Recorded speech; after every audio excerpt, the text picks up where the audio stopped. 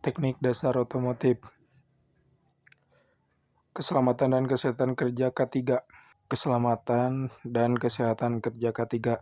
Keselamatan dan kesehatan kerja sangat penting diterapkan dalam dunia industri, salah satunya dalam industri otomotif. Keselamatan dan kesehatan kerja membantu para pekerja untuk terhindar dari risiko dan melindungi diri dari kecelakaan kerja. Selain itu, keselamatan dan kesehatan kerja juga membantu melindungi konsumen, keluarga, para pekerja, dan lingkungan tempat kerja. Identifikasi potensi dan risiko kecelakaan kerja di bengkel otomotif. Kecelakaan kerja di bengkel otomotif dapat dihindari dengan meminimalkan atau mengurangi potensi penyebab kecelakaan kerja itu sendiri. Untuk dapat mengetahui potensi tersebut, perlu dilakukan identifikasi dengan cara mendata hal-hal yang dapat menjadi penyebab kecelakaan. Contohnya, mendata peralatan atau perlengkapan yang digunakan untuk bekerja di bengkel. Kecelakaan kerja akibat kebakaran. Kecelakaan kerja yang sering terjadi di bengkel otomotif salah satunya disebabkan oleh kebakaran. Baik kebakaran karena percikan api yang mengenai bahan yang mudah terbakar maupun korsleting. Salah satu penanggulangan ketika terjadi kebakaran adalah menggunakan apar. Sebelum menggunakan apar, Anda perlu mengetahui bagian-bagian yang terdapat dalamnya terlebih dahulu. Adapun bagian dari apar akan dijelaskan pada gambar berikut. Prinsip pengendalian kontaminasi. Kontaminasi dapat diartikan tercampur atau tercemarnya suatu bahan yang dapat menyebarkan racun. Selain itu, kontaminasi juga dapat berarti terjadinya kebisingan atau kegaduhan limbah yang berasal dari bengkel otomotif dapat menyebabkan terjadinya kontaminasi pada lingkungan sekitar sehingga mengganggu keseimbangan alam. Oleh karena itu, pengendalian kontaminasi perlu dilakukan agar tidak mencemari lingkungan. Pengendalian kontaminasi dilakukan dengan prinsip-prinsip pengendalian kontaminasi. Pada dasarnya, prinsip-prinsip mengendalikan kontaminasi antara lain sebagai berikut: melakukan upaya pencegahan terhadap terjadinya pencemaran lingkungan kerja dan sekitar, membangun sikap peduli terhadap kebersihan lingkungan kerja dan sekitar, membangun kesadaran diri dan orang lain tentang pentingnya mencintai lingkungan kerja, membangun sikap peduli terhadap kepentingan orang lain, meningkatkan kesadaran akan pentingnya kesehatan lingkungan.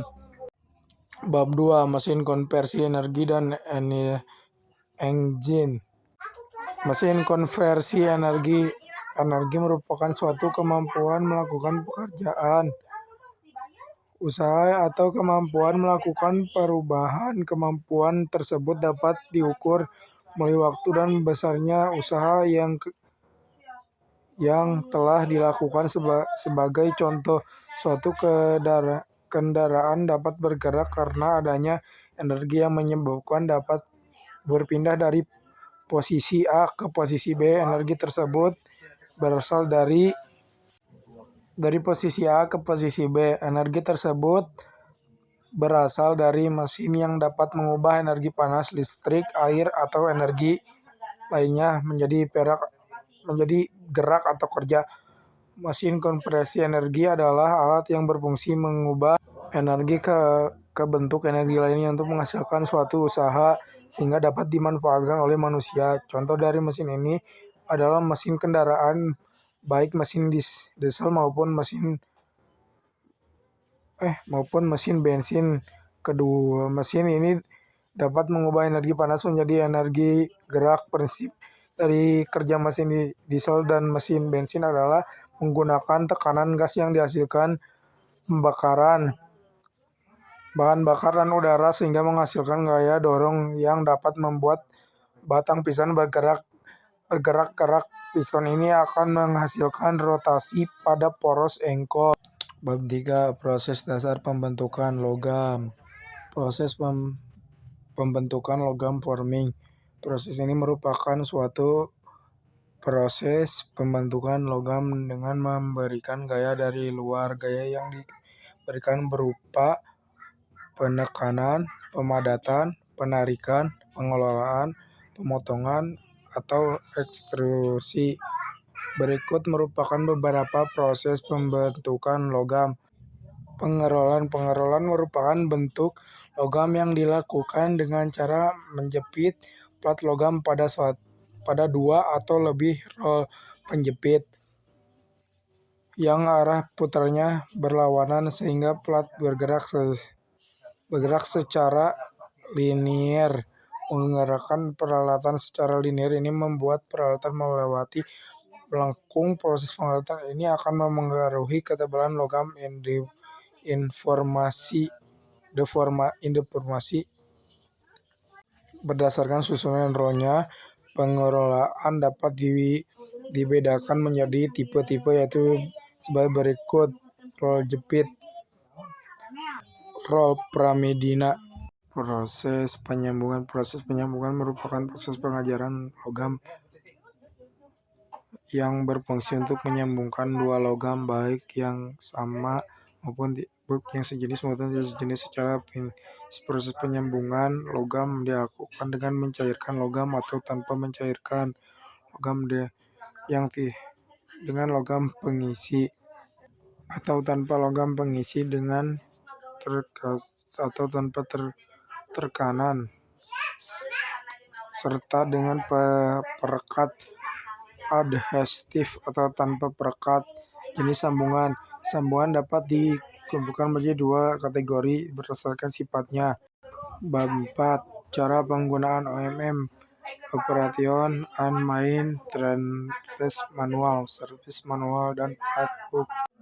Pemeliharaan kendaraan bermotor. Pemeliharaan maintenance merupakan tindakan yang bertujuan menjadi sesuatu agar tetap berfungsi dengan baik dan memperbaikinya apabila terjadi kerusakan dalam bidang otomotif. Pemeliharaan dilakukan untuk menjaga komponen-komponen kendaraan agar tetap dalam keadaan optimal dan memperbaiki komponen-komponen tersebut apabila terjadi kerusakan sehingga kembali berfungsi secara normal. Pemeliharaan ini umumnya dilakukan secara berkala sesuai dengan jadwal yang dilanjutkan oleh pabriknya yang memproduksi kendaraan tersebut. Hal ini bertujuan untuk menjaga serta meningkatkan keamanan dan keselamatan pengguna kendaraan, memperpanjang umur pakaian kendaraan, serta dapat menghemat biaya operasional kendaraan. Penggunaan partbook. Partbook merupakan buku panduan spare part atau komponen yang digunakan pada kendaraan. Tiap informasi mengenai komponen yang digunakan pada kendaraan terdapat dalam buku ini. Buku ini juga disertai gambar dan kode komponen-komponen yang ada pada kendaraan untuk mempermudah penggunaannya. Partbook digunakan dengan maksud untuk mempermudah para pengguna kendaraan sebagai pelayanan after sales dan menjual partbook digunakan oleh pabrik dan diterbitkan dalam berbagai bentuk seperti CD-ROM, buku, dan microfiche. Dokumen mikro partbook berisi berbagai informasi menggunakan kendaraan seperti nama komponen, kode komponen, lokasi komponen pada mesin, dan jumlah komponen yang digunakan pada kendaraan. Bab 5. Dasar-dasar sistem hidrolik dan pneumatik. Sistem hidrolik berasal dari bahasa Yunani yaitu hydro yang berarti air dan aulos yang berarti pipa. Oleh karena itu, hidrolik dapat diartikan sebagai sistem yang menerapkan cairan dan pipa di dalam sistemnya. Pengertian dan sistem hidrolik sendiri adalah suatu sistem yang menggunakan tenaga dari fluida sehingga daya yang dikeluarkan lebih besar dari daya awal. Cairan yang digunakan dalam sistem hidrolik karena harus memiliki kredensi sesuai kebutuhan peralatan yang digunakan sehingga dapat melakukan tugas atau fungsi dengan baik. Adapun fungsi dan hidrolik adalah sebagai berikut: meneruskan daya tahan tekanan yang dihasilkan, melumasi bagian-bagian yang aktif bergerak, mendinginkan temperatur komponen yang bergerak, menjadi bantuan jika terjadi hentakan tekanan pada setiap akhir langkah. Sistem pneumatik merupakan sistem yang memanfaatkan udara yang kompresi untuk menghasilkan gerak mekanik. Sistem ini mengubah tekanan udara menjadi gerak mekanik. Pada dunia otomotif, sistem pneumatik digunakan dalam berbagai aplikasi. Salah satunya contoh aplikasi sistem pneumatik pada bidang otomotif adalah sistem rem pneumatik. Sistem pneumatik tidak jauh beda dengan sistem hidrolik, hanya medianya saja yang berbeda, yaitu udara. Sistem ini menggunakan tekanan angin udara yang diubah menjadi tenaga mekanik atau tenaga gerak. Sistem pneumatik bekerja berdasarkan hukum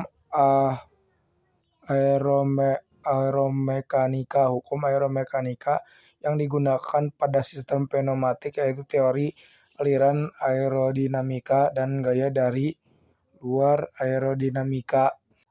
Bab 6. Dasar kelistrikan dan elektronika. Dasar kelistrikan. Listrik merupakan salah satu energi yang sangat bermanfaat bagi kehidupan manusia. Listrik telah banyak dimanfaatkan dalam berbagai bidang, termasuk dalam bidang otomotif. Pada bidang otomotif, listrik diaplikasikan pada peralatan-peralatan seperti lampu AC dan wiper. Selain itu, listrik juga dimanfaatkan pada saat menghidupkan mesin mobil, yaitu saat melakukan start mesin dengan memutar starter. Bab 7. Sistem kontrol dan sensor.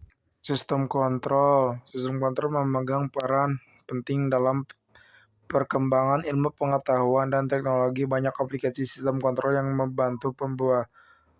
memudahkan pekerjaan manusia dalam berbagai bidang, seperti bidang otomotif. Dalam elektronika, adanya sistem kontrol dapat meningkatkan efektivitas suatu pekerjaan. Baterai merupakan komponen yang penting pada sebuah kendaraan bermotor, khususnya mobil. Hal ini karena baterai berfungsi sebagai sumber energi untuk menghidupkan mobil pada saat start. Jika baterai mengalami kerusakan atau shock, dapat mengakibatkan mobil menjadi mogok. Jika mobil mogok, mesin mobil masih dapat dihidupkan dengan cara mendorong, kemudian memasukkan personil 1 atau 2 dan melepaskan kopling. Namun jika mobil tersebut berjenis matic, harus dilakukan sampai menggunakan baterai lain dengan kondisi baik agar mobil dapat menyala kembali. Evaluasi atau pemeriksaan baterai. Baterai merupakan komponen yang sangat penting bagi kendaraan bermotor, terutama mobil, untuk menjaga agar kondisi baterai tetap dalam keadaan baik. Perlu dilakukan evaluasi atau pemeriksaan secara rutin. Evaluasi atau pemeriksaan pada baterai harus dilakukan dengan mempertahankan keselamatan kerja. Hal ini disebabkan baterai merupakan komponen yang berhubungan dengan proses kimia dan listrik, sehingga cukup rentan terjadi kecelakaan kerja. Evaluasi atau pemeriksaan baterai dapat dilakukan dengan melakukan pemeriksaan elektrolik